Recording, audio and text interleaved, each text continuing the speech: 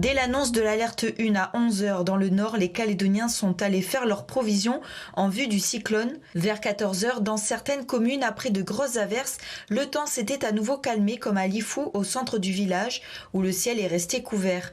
Dans la marina à Oué, la mer est encore calme. À la fois, la pluie est omniprésente et s'intensifie doucement, tandis qu'à Bourail, le temps s'est vite dégradé et les routes se sont retrouvées rapidement inondées à la sortie du village. Certains automobilistes ont dû être évacués. Notre collègue Natacha, bloquée sur place, nous raconte. On était une dizaine de voitures bloquées au niveau de la sortie nord de Bourail. Et les gendarmes ont évacué les lieux à cause de l'eau qui continue à monter. Là, vous pouvez le voir là derrière. Et en voulant traverser, 2 voitures ont été bloquées et évacuées par les pompiers de Bourail. Et là, on nous déconseille de traverser. Vers 15h, beaucoup de pluie aussi au niveau du col d'Amu entre Canala et Lafoix. Sur la commune de Wailou, on peut aussi constater d'importantes inondations. Enfin, à Pointe-d'Imier, le temps s'est aussi vite dégradé en fin de journée. Vers 16h30, le vent s'est renforcé et les habitants ont commencé à amarrer les bateaux et renforcer les toitures. Elle devait passer au stade de cyclone et finalement, Ruby a perdu de son intensité à son arrivée sur le territoire, maintenant son statut de dépression tropicale forte. Mais ces rafales maximales enregistrées entre 90 et 162 km/h, sans parler de ces épisodes pluvieux allant de 50 à 410 mm d'eau, ont impressionné les Calédoniens. Rivières sorties de leur lit, arbres et fils électriques tombés, axes de circulation coupés, Ruby aura finalement fait plus de peur que de mal. Donc le dernier point de 11h, on avait encore quelques points de blocage dus à des crues sur Canala. Et quelques éboulements de terrain qui ont été réglés dans la journée. On avait 2600 foyers qui étaient encore coupés d'électricité et d'ici ce soir tout sera rétabli. L'impact a été assez mineur, donc du coup ce qui a permis rapidement le retour à la normale. Pour l'heure, aucun phénomène cyclonique n'est envisagé dans la zone et pour les 7 prochains jours, selon le site de Météo France, Nouvelle-Calédonie. Mathingé habite à la tribu de Wanaham, au nord de Lifou. Il lui faut compter environ 3/4 d'heure pour rejoindre le marché de Oué en navette. Le car à nous qui vient nous chercher, navette à nous, il me téléphone ce matin. Alors qu'est-ce qu'on fait? Je dis mais ils ont rien dit. C'est levé le... Viens me chercher. Voilà, on est parti pour ramasser les bébés et puis voilà. On arrive ici, ça y est, c'est fermé. On n'a pas besoin de me... On est déjà là, on va se poser. Heureusement, il y a des clients aussi, parce que les clients aussi, c'est pas que nous tous. Les clients, ils savent que maintenant c'est mercredi. Il faut venir pour acheter. Voilà, ils ont besoin aussi. La vente au marché est la seule source de revenus pour la plupart des exposants. C'est pas beaucoup la retraite pour nous. Nous, on a pas ça, c'est les vacances. On a des petits enfants qui vont venir de Nouméa, nous, on va passer à nos petits enfants, aider les parents aussi pour payer les enfants. Moi, j'ai 2 enfants que je paye tout le temps, comme ça, pas dans les vacances, pour aider mon fils et avec sa femme, parce qu'il ne gagne pas beaucoup. Certains habitants de Djéou sont des fidèles habitués du marché. Moi, je suis très contente parce que j'ai acheté une grosse pastèque là, de Natalo, avec des ananas de Natalo, et des haricots et des maïs. Donc, c'est plein mon sac là, je suis très contente. En 1 heure ce matin, les exposantes avaient écoulé la quasi-totalité de leurs marchandises. Vendredi prochain, le marché communal de Oué rouvrira comme à la normale.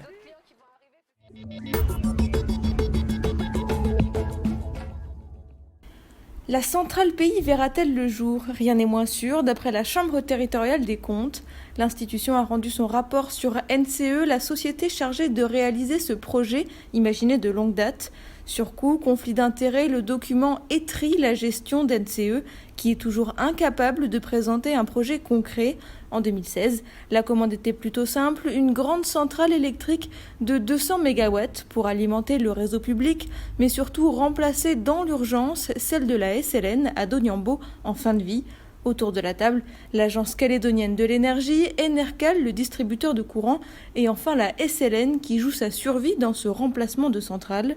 Pourtant, 5 ans après, le projet est au point mort, la genèse a été longue, les errements, d'après la CTC, entre gaz et charbon ont été nombreux et coûteux en études. La solution actuellement sur la table n'a plus rien à voir avec le projet initial.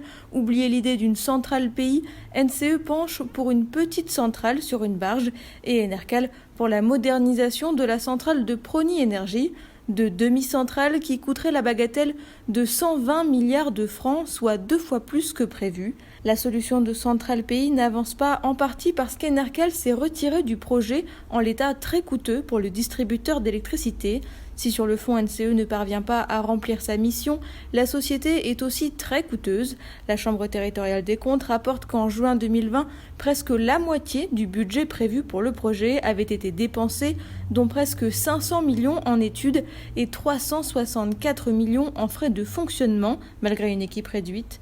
Dans ce dossier, les recommandations de la Chambre territoriale des comptes sont basiques. Elle suggère à NCE notamment de s'assurer de la présence régulière des membres du comité directeur ou encore de faire un suivi budgétaire. Plus d'une quinzaine de millions ont par ailleurs été dépensés de façon opaque. Bonjour Sandrine, je t'ai déposé les linges que je t'avais dit qui étaient plus juste pour ma fille et puis ben voilà, ça va rendre service à d'autres enfants. J'ai déjà, à la tribu, j'en donne un peu à les petites familles qui en ont besoin. Et ben là, comme j'ai su que la collègue elle réceptionnait aussi du linge, j'ai voulu aussi lui donner aussi du linge qui était plus juste aussi. Ça tombe bien parce que j'avais besoin de vêtements pour les enfants. Parce que je viens de recevoir des vêtements pour adultes, mais j'en ai pas beaucoup pour les enfants. Lorsque je me suis installée, j'ai pu effectivement remarquer aussi bien dans le travail qu'auprès des personnes que je recevais qui avaient des manques, qui avaient des besoins. C'est la raison pour laquelle j'ai commencé à faire un appel aux dons. Alors moi, je récupère tout. Généralement, je dis toujours, tout ce dont vous avez plus besoin chez vous ou vous voulez vous en débarrasser, moi je suis preneuse. Je retrouve toujours le moyen de le refourguer à une famille qu'on a besoin. J'ai pas de souci à ce niveau-là. Et ça part plutôt très vite et bien. Alors ce carton, il doit partir pour OVA. Ça fait déjà 1 mois, il devait partir. Avec les problèmes de transport, tout ce qu'on a connu. Du coup, il n'est toujours pas parti, mais il devrait partir. Ça permet à mes collègues qui sont sur OVA et Marais d'avoir aussi un petit stock de vêtements. Et les familles qui viennent me voir aussi pour la première fois, quand ils voient tout ça, ils me posent la question, c'est pour acheter? Je leur dis non, mais si vous en avez besoin, allez-y, servez-vous, vous avez des poches. Faites-vous plaisir, récupérez ce dont vous avez besoin, et puis voilà. C'est toute l'année, mais là par contre, effectivement, je lance un appel à toutes les personnes qui sont sur l'IFO. Donc je lance un appel aux dons, notamment vêtements, tout ce qui serait affaires d'école pour la rentrée des classes 2022.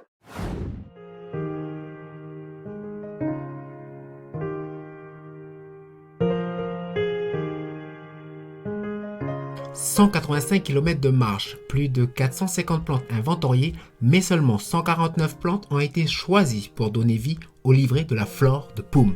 Dominique Fleureau, membre de l'association de Thiebagui et Dondémia, et son cousin Patrick Daillé, passionné botanique, ont fait une trentaine de sorties durant 1 an pour permettre à la mairie de Poum d'avoir un livret de 96 pages, ceci afin d'améliorer la connaissance de la flore communale. Avant la remise du livret à Madame la maire et son équipe, ils ont eu droit à une présentation du contenu. Donc voilà, aujourd'hui on est heureux de vous remettre le livret de la flore de Poum. Donc voilà, c'est quand même un travail enrichissant.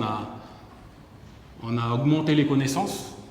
S'il y a des plantes qui n'étaient pas encore connues de Poum, par exemple une plante qui ne poussait que dans les grandes forêts humides que je connaissais du côté de Puebo, l'endroit le plus au nord, et on l'a retrouvée ici dans des vallées, bien que du niaouli, des grands niaoulis, et cet arbre-là était au milieu. Et quand c'est marqué statut liste rouge, ça veut dire quoi?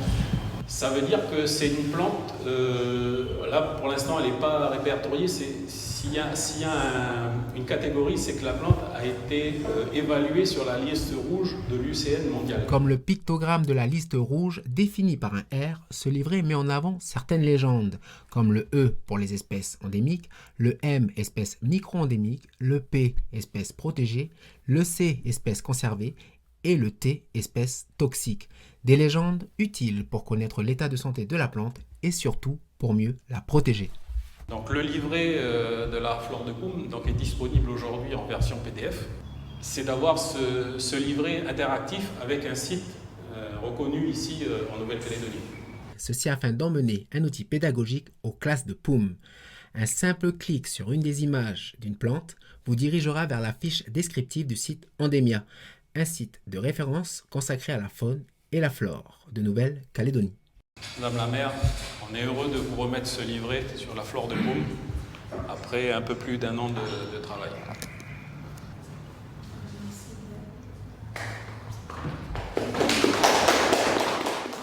À travers ce livret, c'est le but qu'on recherche, c'est sensibiliser la population, déjà leur amener cette connaissance-là de leur environnement. Et j'espère que ça va naître cet esprit de conservation en chacun. Et puis que les comportements vont changer et on fera plus attention. Là, on a une portée de 24 mètres. Donc à chaque passage, j'interviens sur 24 mètres. Donc une hauteur assez importante pour le maïs. Avec ses 2 longs bras, cette machine a drôle d'allure et l'enjambeur, spécialement conçu pour lutter contre les insectes invasifs. Sa particularité est de traiter localement les zones infectées en s'infiltrant dans les champs. Olivier, un céréalier de Pointe-Boute, a fait son acquisition cette année et l'utilise dans ses parcelles de maïs pour lutter contre la chenille légionnaire d'automne. Comme je passe au-dessus du maïs, j'ai pu me rendre compte que la légionnaire, elle fait comme des taches. Elle va s'introduire à une certaine partie du champ et puis elle va s'épandre de manière circulaire. Donc on pourrait imaginer un traitement qu'à des zones bien définies si on doit intervenir en minimisant nos coûts. Minimiser les coûts avec un traitement 2 à 3 fois par an et par parcelle, avec un insecticide contrôlé qui cible uniquement la chenille. L'agriculteur cesse de traiter son maïs une fois que les premiers grains apparaissent. On peut aussi intervenir avec des fertilisants. Donc les fertilisants, aujourd'hui il y a des cartographies qui peuvent être faites par colorimétrie sur les champs, s'il y a des endroits, qu'il y a des poches qui manquent de nutriments. La fonction de cet outil, ce que je voulais dire, ne se limite pas à traiter les champs. Donc pour la chenille, je veux dire, on va pouvoir améliorer les rendements, améliorer l'état, la santé de chaque pied. Parce que qui dit pied affaibli par manque de nutriments, pied qui va être plus impacté par les ravageurs. En plus de l'acquisition de l'enjambeur, le céréalier a pu bénéficier d'un soutien technique des institutions. Avec les techniciens de la DDE, avec celui du GDSV, de la Chambre d'agriculture, on a dû faire des points de suivi très rapprochés chez les agriculteurs, ce qui a permis de faire des préconisations sur les traitements phyto. Voilà, maintenant on voit ce que ça donne. Il y a quand même de beaux épis qui augurent de bons rendements peut-être pour cette année. Cette campagne est pour l'heure un succès pour Olivier qui, malgré la présence de la clade dit chenille légionnaire, a pu sauver une bonne partie de sa production. Une bonne nouvelle pour les filières porcines, bovines, mais aussi aquacoles du pays où le maïs reste la première ressource alimentaire.